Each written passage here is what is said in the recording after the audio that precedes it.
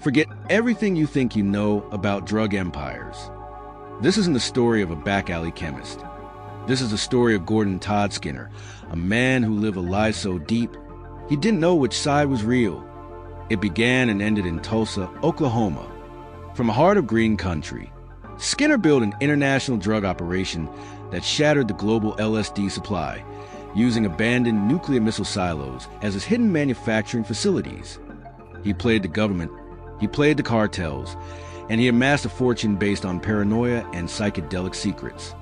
But the most terrifying chapter unfolded not in a foreign country, but back home, where his web of deceit, drugs, and violence led to a 6-day ordeal of kidnapping and torture.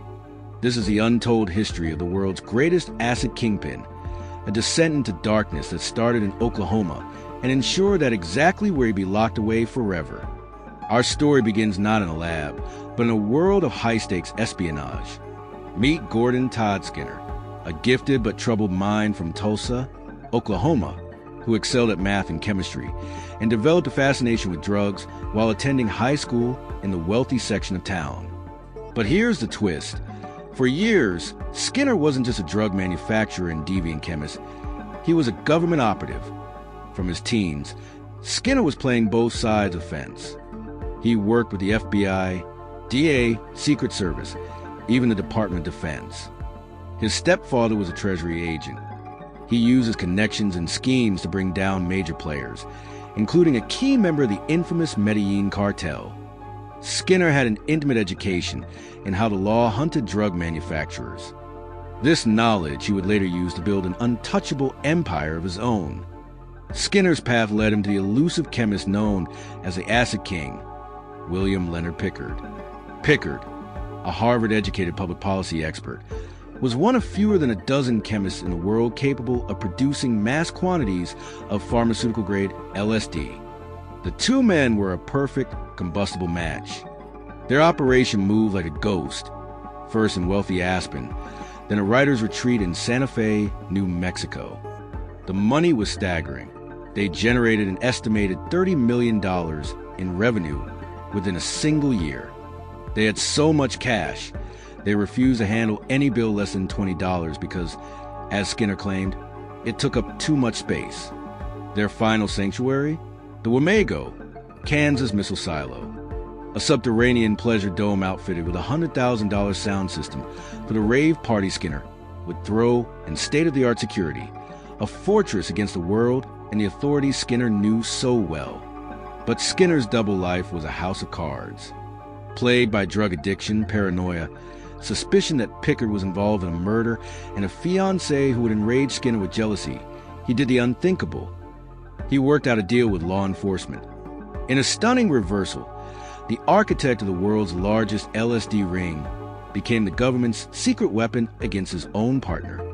Under the codename Operation White Rabbit, Skinner led DA agents into Wamego's silo for a property tour, wearing a wire, and started recording his calls with Pickard. On November 6, 2000, the DEA seized a lab capable of producing enough LSD for tens of millions of doses. Pickard and his mover, Clyde Apperson, were arrested after a high-speed pursuit. The seizure was a global event. A top DEA administrator declared that worldwide LSD availability declined by 95% almost overnight. Skinner had single-handedly decapitated the world's acid supply. Skinner walked away with immunity, but his dark side was just emerging. In the aftermath, he became consumed with jealousy and control over his ex-fiancée, Crystal Cole, and a man she began spending time with, an 18-year-old drug dealer from Tulsa named Brandon Green. This time, the violence was no longer about cartel dons or high-level busts. It was deeply personal. Over a terrifying 6 days in the Tulsa Doubletree Hotel, Skinner, aided by Cole and an accomplice, held Green captive, injected with unknown chemical substances, and subjected to horrific abuse, torture, and chemical burns. On July 11, 2003, Green was found naked and barely alive on the side of a Texas road. Paramedics estimated he had 45 minutes to live. This was the end of the line for the ultimate double agent.